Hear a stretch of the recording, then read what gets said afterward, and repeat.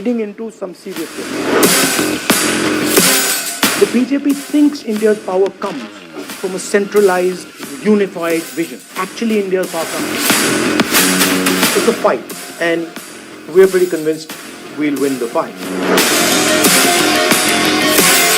I didn't walk 4,000 kilometers because, I like walking 4,000 kilometers. I walked 4,000 kilometers because there was no other way to get our message across. Hello everyone, thank you so much for joining us today. Today we have the unique privilege, of course, of welcoming one of the most distinguished figure in Indian politics, Mr. Rahul Gandhi. Thank you so much, Mr. Gandhi, for joining us. You went to Bharat Jodo Yatra, you met people.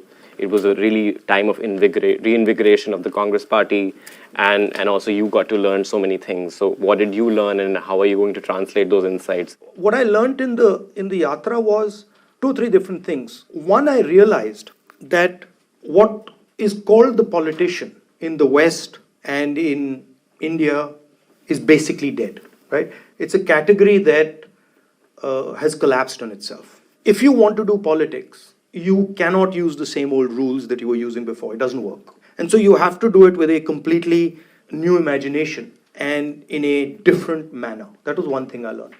And the second thing I realized, which is connected to the first, is that huge part of why the politician is dead is because he's not listening anymore. Politician has gone into a zone where he just wants to please at all cost. What people actually want is not somebody who just listens to them. What they want is a conversation. What they want is sometimes for him to be challenged or her to be challenged, and sometimes for them to be challenged, right? And that conversation is gone. The dominant image of India in the past 10 years has been of economic development, somehow curiously with existing problems. So what do you think in the past 10 years, what has worked, what hasn't worked? Whenever you talk about economic development, right, you have to ask the question, in whose interest is that economic development taking place? Any economic system that grows, it never grows in the interest of everybody. It always grows in the interest of some groups. The question to ask is, what is the nature of that growth and who is benefiting from that growth? Right next to the figure of growth in India, you have the figure of unemployment in India. So India is growing, but the way it's growing is by concentrating wealth, by massively concentrating wealth towards very few people. And most of the growth is happening based on natural resources, on consumption, and not on production, which for a country like India is a real problem. Because without a production system, without a production network, without manufacturing, the scale of India simply cannot employ its people. Similar to the United States, we are operating on a debt sort of model, and we are no longer producing things. The real challenge in India is how do we set up a production economy is able to give large numbers of people jobs. We have 2 or 3 businesses that pretty much control our entire business system. We have Mr. Adani. Everybody knows he's directly connected to the Prime Minister. He owns all our ports, all our airports, our infrastructure, agriculture, mines, power. That level of concentration, you'll get growth, but you won't get any distribution. And a country like India needs distribution. So why do you think this discontent and this growing inequality, the highest unemployment rates, why do you think this has not translated into like electoral outcomes or even like mobilization of people? There is massive mobilization of people, but for an election, right, you need infrastructure to fight an election. So you need a free media to fight an election. You need a fair legal system to fight an election. You need fair election commission to fight. You need access to finance. You need institutions that are neutral. Imagine the United States, where the IRS, the FBI, their full-time job is destroying the lives of the opposition. So that's the paradigm we're in. I didn't walk 4,000 kilometers because, I like walking 4,000 kilometers. I walked 4,000 kilometers because there was no other way to get our message across. Even my social media is fully capped. I've got a shadow ban 24/7. My Twitter's under control, my YouTube's under control, and I'm not alone. The entire opposition. So those are the dynamics that the opposition in India is dealing with. I don't think India is running a free and fair democracy anymore. I think 90% of Indian media is controlled by 3 people. Yeah, and the media is famously not generous to you, right? No, I'm a problem because I represent groups that are not represented in the media, right? Poor, I represent Dalits, tribals, OBCs, weaker sections. They have no access to the media. The media is not interested in them. The big battle in India is actually the caste battle. So we're running almost from a caste perspective an apartheid system. So that's what I'm trying to change, right? Because the entire system is controlled by a very thin group. I'm glad you mentioned caste because I go to a public policy school. Very few people from the marginalized caste. I myself am OBC, so I really see caste in everything. But one curious thing I've noticed is that there's a proportion of student body which is interested in running for office in their respective countries, but the Indians are just never interested because they're always the barrier they think is caste, this caste algorithm. If they run for office, their caste matters. They can only run for office from like certain constituencies. Some like Muslims, so the representation will never translate. So how does INC sort of, or India Alliance, let's say, envision how will it break these caste algorithms? In India, politics is a hard business. I would even go to say it's a brutal business. So I'd be surprised if you'd get people sitting in Harvard Kennedy School who'd say, listen, we want to go into full-scale, hardcore combat. But there are many, many guys who come from a different space who are more than ready to fight that stuff. I mean, don't underestimate how painful Indian politics can be and how rough it can be and how harsh it can be. In your view, what is the essence of India and how do you perceive India's role and identity in the global context? There's two visions of India that are in combat. One idea says India is a union and the other idea says India is a nation. A union requires a constant negotiation. And if you think about India as a union, then you protect the negotiation. And we feel India is a union of states, and what makes India India is the negotiation between its people, the conversation between its people, which is based on democracy, which is based on human rights, which is based on freedoms, which is based on an institutional framework that is neutral. The BJP and the RSS believe that India is not a union, that it's a nation with one ideology, one religion, one language, and they are not interested in really having negotiation or a conversation. So they kill the negotiation, they try and capture the institutions. So that's really the political fight in India right now. We feel if you end the negotiation in India, the conversation between the union, India collapses. India tears itself apart. So you can see that Manipur is burning, you can see Jammu and Kashmir is burning, you can see Tamil Nadu has a problem. So you can see that, as somebody said to me the other day, there's problem on the edges. And if you want to understand a system, you've got to look at the edges and see, okay, what's going on at the edges. So imagine if you're from the United States, in North Carolina, the writ of America doesn't run. That's what's going on in Manipur. No central forces can go into Manipur and it's full-scale civil war going on there. So how do you balance as a political leader, so especially in this political climate, talking about giving people what they want versus what they actually need to hear?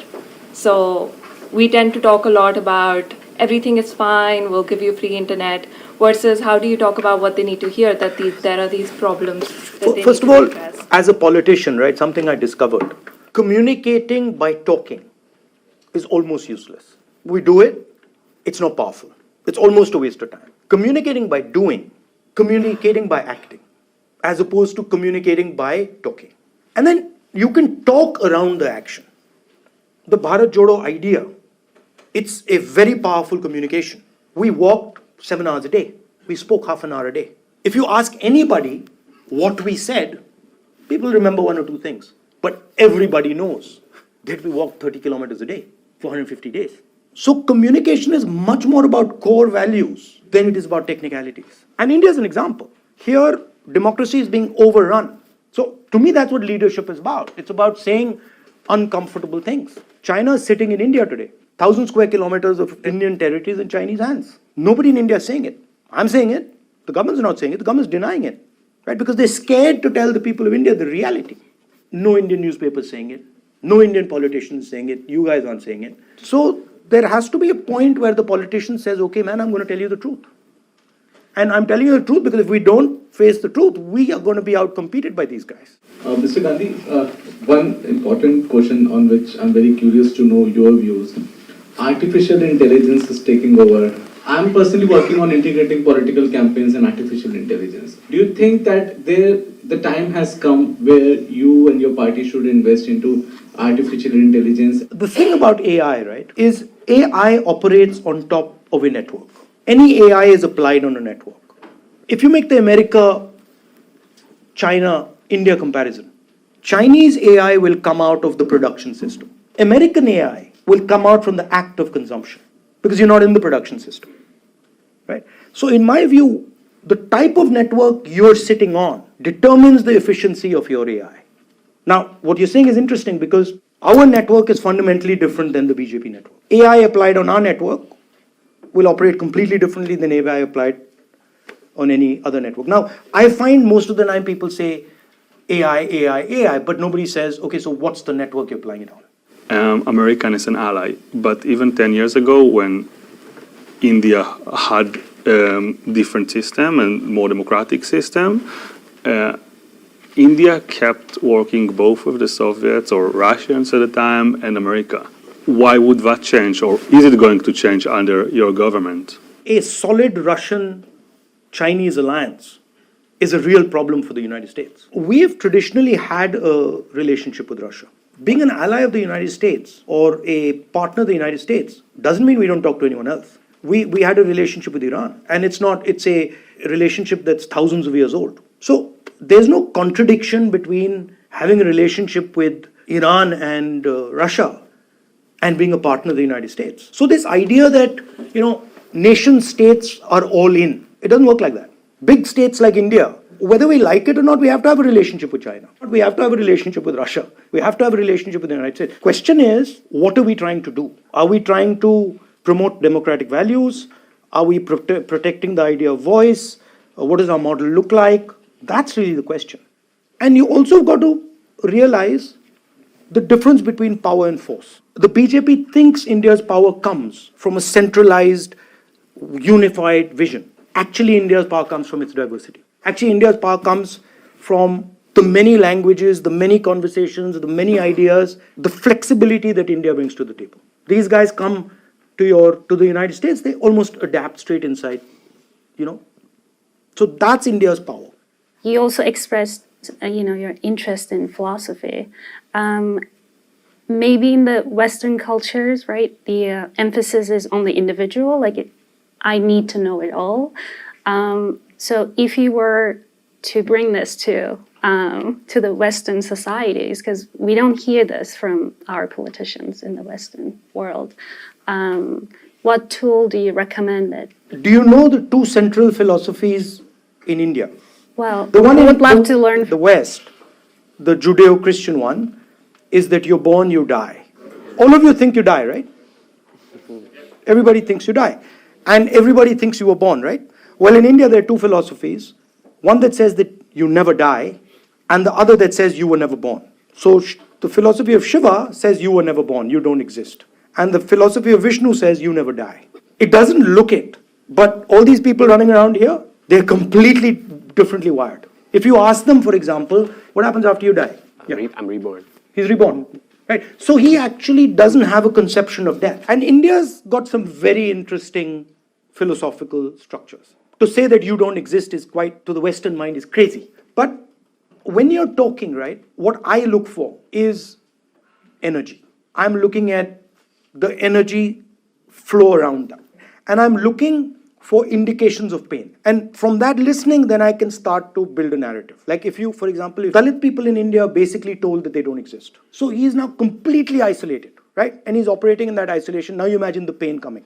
Every day he's being humiliated, and that has an effect on his structure. So listening is not opening your ears and saying, oh, what is he saying? Listening is looking carefully and feeling where is this blockage. And it's at one level, right? It's becoming the other person. It's basically destroying yourself and saying, okay, for the next 5 minutes, I don't exist. Okay, so it's making more sense Yeah. now. And I think that the difference that I mentioned before, the Western, Eastern, even, like I said, Yeah. makes even more sense. So And I think it's really interesting when you talk about ideas like force and power and deep listening and listening the way you've explained it. Is that something that you look at sort of also transferring into your cadres as well, and that is a way to sort of have the alternative of what we can look at in terms of Indian politics? Because what we see today is very different. In terms of we think of politics as very nasty, but if we start to think about it in this manner, can we possibly look at an alternative? And if that is the plan, then how do you plan to do it? From 2004 to last year, I've been in politics 20 years. But in my entire political life, I never used the word love. I was like, wait, that's strange. I'll say to my mother, I love you. I'll say to my friends, I love you. I use it quite liberally.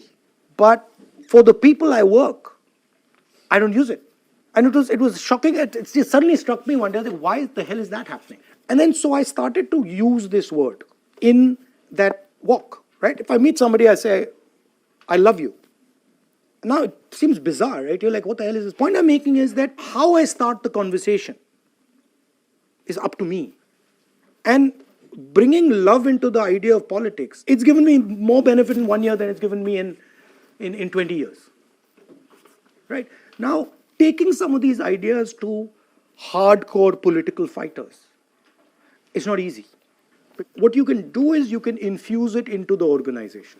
But forcing a guy to listen when he's not interested, it's a waste of time. But I think in India, our freedom struggle was that. We're the only country in the world that had a freedom struggle where we didn't kill anyone. And we invited the British to our Independence Day, right? You have to not be bothered about giving up space. But we're trying to in our own way. We've got setups in our party. They're called the crazy guys.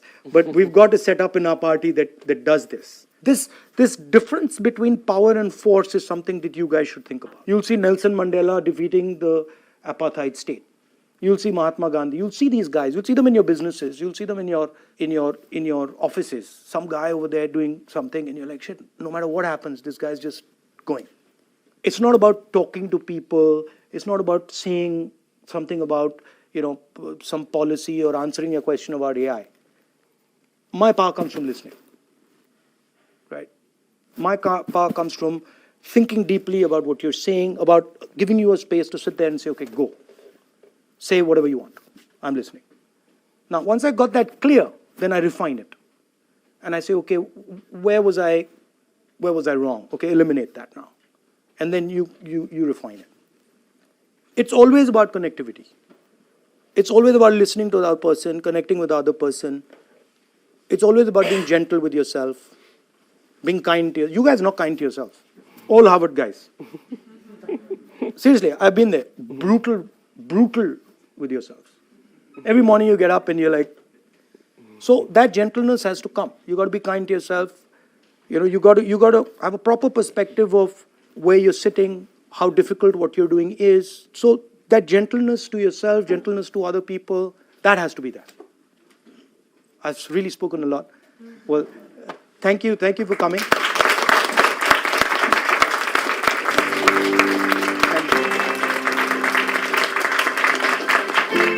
We only have this mug. You know to what? give to This is you. interesting. I've been looking for a big coffee cup. As it happens.